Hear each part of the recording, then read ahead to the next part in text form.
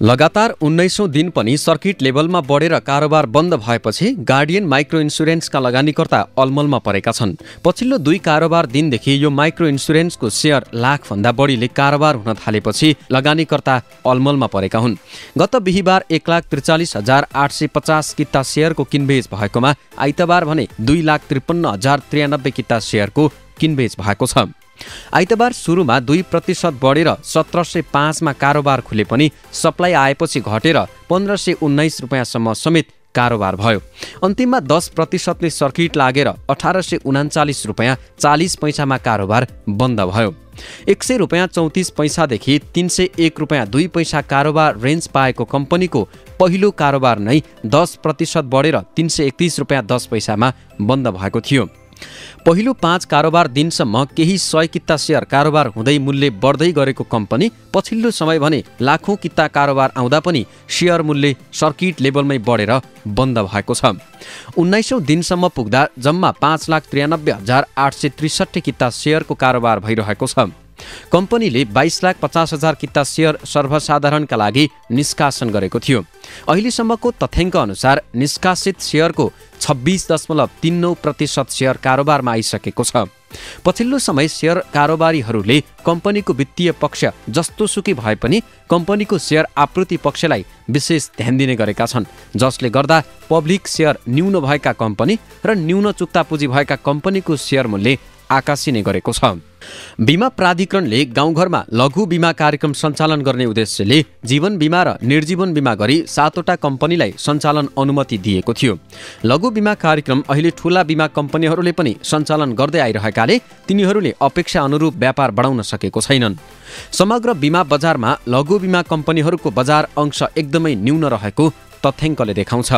Guardian micro life इन्स्योरेन्सले चालु आर्थिक वर्षको 6 महिनामा 1,15,00,000 रुपैयाँ मात्रै नाफा कमाएको छ, जबकि कम्पनीको 22,50,00,000 रुपैयाँको आइपिओ निष्कासन गरेपछि चुक्ता पुँजी 75 करोड रुपैयाँ पुगिसकेको छ। 19 दिनसम्मको कारोबारमा 55 नम्बरको ब्रोकरले 3,04,98 किता सेयर किनेर जम्मा 53,480 किता मात्रै सेयर बेचेको छ। तथ्याङ्क अनुसार ब्रोकर नम्बर 55 सँग 2,47,018 किता सेयर होल्डिङमा छ। 55 को औसत मूल्य 1,697 रुपैयाँ 92 पैसा रहेको छ। त्यसैगरी ब्रोकर नम्बर 13 ले 187,443 किता सेयर होल्डिङ गरेको छ भने 71 नम्बर ब्रोकरसँग 16,710 किता सेयर होल्डिङमा छ।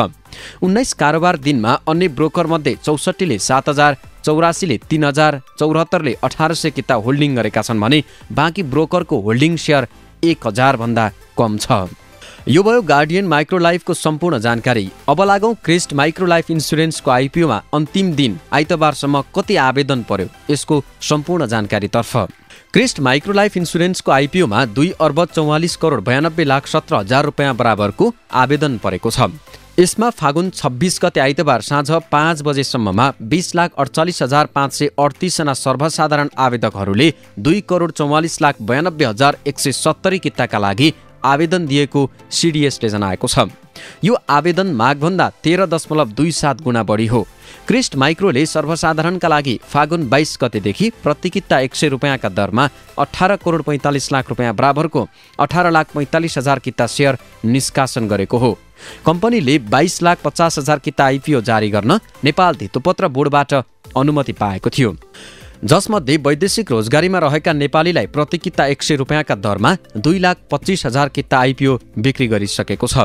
त्यस्तै 67,500 किता सेयर कर्मचारी र 1,12,500 किता सेयर सामूहिक लगानी कोषका लागि सुरक्षित गरेर सर्वसाधारणका लागि बाँकी रहेको 18,45,000 किता सेयर निष्कासन गरेको हो। यसमा एनआइएमबीएस क्यापिटल बिक्री प्रबन्धक रहेको छ। रेटिङ एजेन्सी इक्रा नेपालले यस इन्स्योरेन्सको आइपिओलाई इक्रा एनपी SUR-BB रेटिङ प्रदान गरेको छ, जसले कम्पनीको दायित्व वहन गर्ने क्षमतामा मध्यम स्तरको जोखिम रहेको जनाउँछ। इक्रा नेपालले 2081 भदौ 7 गते उक्त रेटिङ दिएको थियो। यो रेटिङ 2082 भदौ 5 गतेसम्म बहाल रहनेछ।